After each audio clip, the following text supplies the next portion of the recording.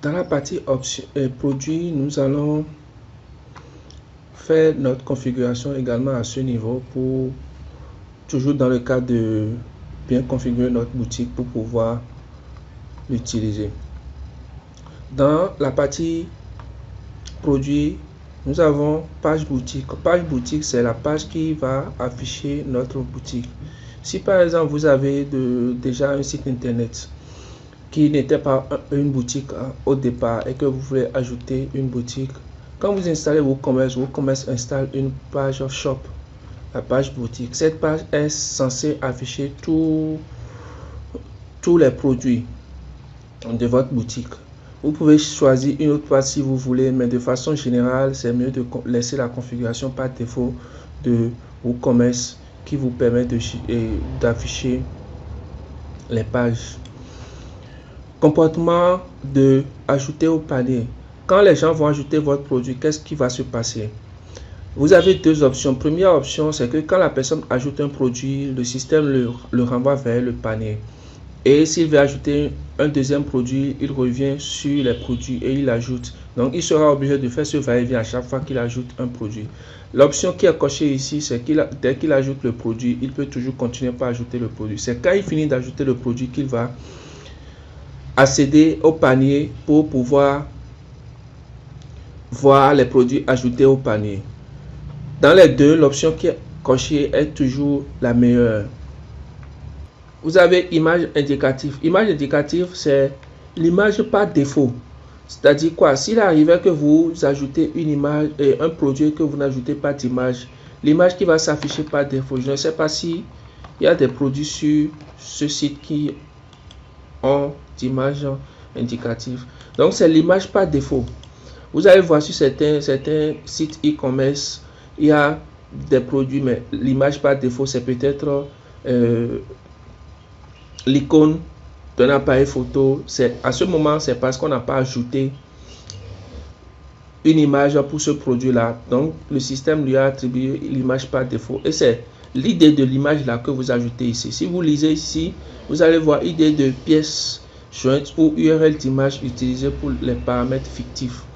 Une précision également, c'est que ici, dès que vous arrivez sur un champ ou bien une option et que vous ne savez pas ce que l'option permet de faire, il y a toujours ce bouton là qui vous permet de voir ce que le champ ou le rôle du champ. Dimension, ce sont les unités de mesure. Ici on a kilogramme, on a centimètre. Si par exemple vous voulez vendre de l'or, c'est très rare qu'on parle de l'or en kilogrammes, on parle généralement de l'or en grammes. Donc, en fonction de ce que vous voulez vendre, vous choisissez l'unité de mesure par défaut. Au niveau du poids, si c'est gramme, si c'est kilogramme, au niveau des dimensions, est-ce que c'est en mètres que votre produit se mesure ou en centimètres? Avis. Au niveau de l'avis, vous avez ici activé les avis du produit. Donc, ça veut dire que vous permettez aux gens de donner leur avis sur les produits.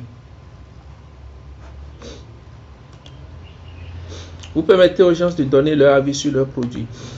Afficher le libellé acheteur certifié sur les avis clients. Donc ici, vous voyez ici, vous voyez à ce niveau-là où il y a l'étoile, les gens ont noté, il y a 2 personnes qui ont noté. Et si vous vous rappelez, au moment où on était en train de chercher les thèmes, on avait vu exactement les mêmes étoiles et le nombre de personnes qui ont noté. Donc vous avez la possibilité d'activer l'avis. Si vous voulez que les gens donnent leur avis sur le produit, que les gens notent votre produit, c'est à ce niveau que vous configurez cela pour permettre aux gens de le faire. Permettre les avis uniquement aux acheteurs certifiés. Acheteur certifié, c'est la personne qui a déjà acheté votre produit. Donc, si vous voulez seulement que ce soit eux qui donnent leur avis, vous cochez ici également cette option. Vous notez sur les produits, c'est également dans le même sens que avis. En dehors de donner d'avis, l'avis c'est le test. Ici, note, c'est ça. Ce qui veut dire que vous avez la possibilité de permettre aux gens de donner leur avis sans noter ou bien de noter sans donner leur avis. Dès que vous finissez Dès que vous finissez de configurer cette partie, vous cliquez sur enregistrer. Mais je vais vous montrer une précision. Vous voyez, à ce niveau, il y a de sous-options. Donc, il y a la partie inventaire. Si vous voulez gérer des stocks, avec WooCommerce, vous avez la possibilité, par exemple, de faire un gestionnaire de stock où vous allez gérer des stocks d'une entreprise ou bien vous allez gérer les stocks d'une boutique. Quel est l'avantage? C'est que vous avez un site e-commerce qui vous permet en même temps de gérer votre stock. Et l'autre avantage également, c'est que si vous êtes en rupture de stock, le système vous alerte. Si le produit n'existe pas, le système a la possibilité de ne plus afficher le produit sur le site ou pas.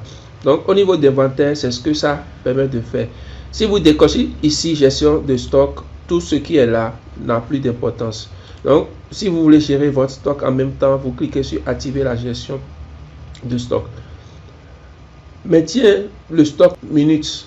Quand quelqu'un commande, à ce niveau, quand quelqu'un commande et que la personne ne paie pas, c'est le nombre de temps maximum que la commande va faire avant que le système de gestion de stock considère que ce n'est plus une vente. Donc, il va restituer.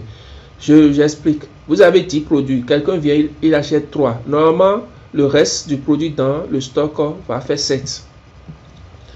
Si la personne ne paie pas pendant le nombre de minutes que vous allez mettre ici, après le nombre de minutes que vous allez mettre ici, le système, le nombre de stock est restitué. Ça veut dire que si la personne achète 3 des 10, ça reste 7. Dès qu'il valide sa commande, ça va rester 7 en stock. Mais après 60 minutes, si la personne ne paie pas et ne confirme pas la commande, le système va restituer le stock et cette commande-là ne sera plus prise en compte. Donc, le nombre de produits en stock va revenir à 10 et cette commande-là ne sera plus prise en compte. Activer notification de stock faible, activer notification de rupture de stock. Ici, vous mettez, à ce niveau, vous mettez votre email. Et c'est dans cet email-là que le système va envoyer les notifications de stock faible et les ruptures de stock. Seuil de stock faible. Ici, à ce niveau, vous précisez le nombre, la quantité minimum pour lesquelles le système va commencer par vous alerter pour dire à ce produit en stock faible. Ça dépend également du produit que vous vendez, ça dépend également de la quantité, de l'unité de mesure de votre produit. Si vous vendez par exemple des produits qui se vendent par lot de 10, forcément vous allez mettre une unité ici qui va faire des multiples de 10. Mais si vous vendez des produits qui se vendent à l'unité, vous mettez également seuil de rupture de stock, c'est la quantité qui va marquer la rupture de stock. Maintenant, à ce niveau, visibilité des ruptures de stock, vous précisez si dès que le produit est en rupture de stock, est-ce que le produit sera toujours visible sur le site ou pas. C'est à vous de voir ce que vous voulez. Format d'affichage du stock, vous choisissez comment le libellé de stock va s'afficher sur votre produit. Qu'est-ce que cela permet de faire? Si par exemple vous allez sur certains sites, vous allez voir que en bas du site on met en stock, rupture de stock ou bien 18 restants et tout ce qu'il y a comme information. C'est à ce niveau vous configurez cette information. Vous décidez soit d'afficher 12 en stock comme ça ou bien plus que 2 en stock. Ne jamais afficher le stock restant. C'est à vous de faire votre configuration en fonction de ce que vous voulez. Maintenant, troisième sous-menu de produits, il y a produits téléchargeables. Produits téléchargeables, c'est que avec WooCommerce, vous avez la possibilité de vendre des produits physiques, des produits numériques, des produits téléchargeables et vous avez même la possibilité de vendre des services. Cet outil vous permet de vendre tout ce que vous voulez au niveau de votre boutique. Donc, quand on vient dans produits téléchargeables, là, c'est également pour configurer les options pour les produits téléchargeables. Si vous vendez des produits téléchargeables, les produits téléchargeables comme les logiciels ou bien les documents en ligne, vous pouvez peut-être vendre un document. Je donne un exemple, vous créez un site où vous vendez des épreuves d'examen. Vous pouvez, c'est un produit téléchargeable, dès que la personne paye, il doit avoir accès à son produit et télécharger le document. Paiement. Au niveau de paiement, nous avons déjà fait une configuration au niveau de paiement. C'est que nous avons activé Kakia Pay. Vous voyez, il y a 4 modes de paiement en dehors de Kakia Pay qui étaient déjà intégrés dans WooCommerce. Et chaque mode de paiement a des spécifications. Vous avez virement bancaire, paiement par chèque, paiement à la livraison, PayPal et Kakia Pay. Qu'est-ce que moi j'ai l'habitude de faire? C'est en dehors de payer par Kakia Pay, j'active paiement à la livraison. Maintenant, pour l'international, vous pouvez peut-être encore ajouter PayPal, mais c'est à vous de voir. Ici, il faut avoir un compte PayPal. Paiement à la livraison, dès que j'active une option de paiement, je viens dans configuration pour configurer cela. Donc, j'ai paiement à la livraison, le titre, la description, ici, payer en argent comptant à la livraison. Donc, vous mettez une description. Maintenant, vous mettez une instruction. Si, par exemple, je donne un exemple, vous voulez que les gens préparent la monnaie parce que vous ne voulez plus gérer le problème de monnaie. Les instructions, c'est à ce niveau que vous donnez. Veuillez bien préparer votre monnaie pour ne pas perdre le temps au livreur. Veuillez bien. Tout ce que vous voulez, vous mettez ça ici. Maintenant, si vous avez configuré la livraison, vous pouvez, on a dit activer les méthodes d'expédition et que quand vous regardez ici, on a dit si le paiement à la livraison est uniquement disponible pour certaines méthodes, le paramétrer ici. Ça veut dire que si à ce niveau, le paiement à la livraison est juste pour peut-être n'importe quelle méthode de forfait, vous précisez. Parce que vous pouvez dire, je fais des livraisons et je reçois seulement les paiements à la livraison seulement quand je viens livrer la personne. Si la personne va chercher votre produit à votre point de vente, vous pouvez dire que vous ne faites pas de paiement à la livraison. Et dans ce cas, la personne doit payer sur la plateforme avant de passer chercher son produit au point de vente. Tout est mis ici pour vous permettre de configurer minutieusement votre boutique pour avoir un bon résultat. Le reste, c'est à vous de le faire en fonction de ce que vous voulez, en fonction de ce que vous voulez faire. Troisième onglet, compte et confidentialité. Au niveau de compte et confidentialité, vous configurez tout ce qui est lié à l'utilisateur, à comment l'utilisateur va créer son compte, comment il va faire telle chose. Compte et confidentialité, paiement invité, c'est pour dire autoriser les clients à passer commande sans compte. Si vous avez bien suivi la vidéo précédente, au moment où je voulais payer, j'avais juste un formulaire ici où j'ai rempli mes informations. Maintenant, vous pouvez dire que le client doit forcément créer un compte client à votre niveau pour pouvoir gérer le paiement. Quel est l'avantage? C'est que la personne a un compte, il peut suivre ses colis, il peut accéder à ses comptes, à ses informations plus tard. Et l'autre avantage également, c'est au niveau des statistiques au niveau de votre site. Donc, c'est à vous de configurer tout en fonction de ce qui vous convient le moins. Mais l'importance, l'information que vous devez garder en mémoire ici, c'est qu'il faut faciliter plus souvent la vie à l'utilisateur qui veut payer. Si la personne, je vous donne un exemple d'un magasin, la personne vient dans votre magasin. Supposons qu'il va prendre le produit, venir à la caisse. Vous allez lui dire, allez vous enregistrer au niveau de la guérite et revenez. Tout ça, ça va frustrer le client. Donc, il faut faciliter le plus possible la vie au client pour que le client ne se sente pas être en train de fournir encore plus d'efforts pour payer. Sinon, ça va réduire le nombre d'achats. Création de compte, autoriser le client à créer un compte, supprimer les données personnelles des commandes, retirer l'accès au téléchargement sur demande, autoriser. Tout ce qui est ici, c'est vous-même qui décidez de configurer cela en fonction de ce que vous voulez. L'autre configuration qui est également importante à ce niveau, c'est l'email. L'email sert à quoi? L'email, ce sont les informations que WooCommerce va envoyer automatiquement à votre utilisateur. Vous allez voir ici, au niveau du destinataire, nous avons l'email qu'on a utilisé pour configurer le site et nous avons client. Partout où il y a client, ce sont les mails que la personne va recevoir. Donc, commande en attente. Quand la personne commande un produit, l'email qu'il va recevoir. Quand vous changez l'état de la commande en commande en cours, l'email que la personne va recevoir, quand vous configurez, vous précisez que la commande est terminée, l'email que la personne va recevoir, et à chaque niveau, à chaque étape, l'email que la personne va recevoir. C'est important parce que c'est ça qui fait que vous échangez directement avec la personne, et ça permet également à la personne de suivre l'évolution de sa commande. Si la commande est en attente, la personne sait. Si la commande est en cours, la personne sait. Si la commande est terminée, la personne sait également. Et pour configurer l'email, vous cliquez juste sur gérer. Vous avez le choix de laisser ça par défaut ou de configurer. Pour configurer, vous cliquez sur gérer et vous changez. Le titre est là. Ne changez pas le titre si ce n'est pas important. L'entête de l'email si ce n'est pas important. Maintenant, le contenu.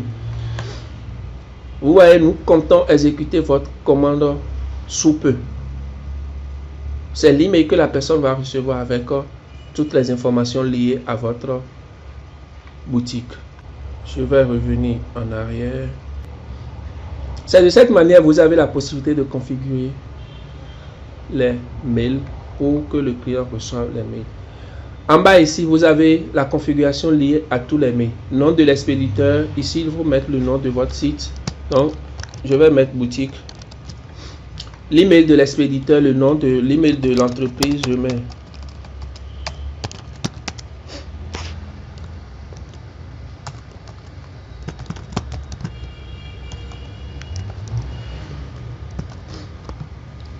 modèle d'entête et le lien vers votre image. Je vous ai déjà montré comment récupérer votre logo rapidement sur le site. Juste en faisant clic droit, ouvrir l'image dans un onglet et vous copiez le lien que vous collez ici. En même temps, votre logo va s'afficher en tête de pied de page. Ici également, il faut mettre le nom du site.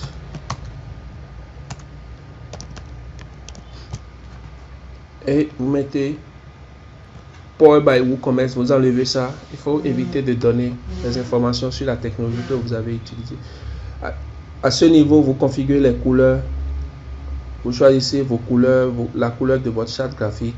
Et dès que vous faites ça, vous cliquez sur enregistrer. Nous allons voir l'avant-dernier onglet intégration.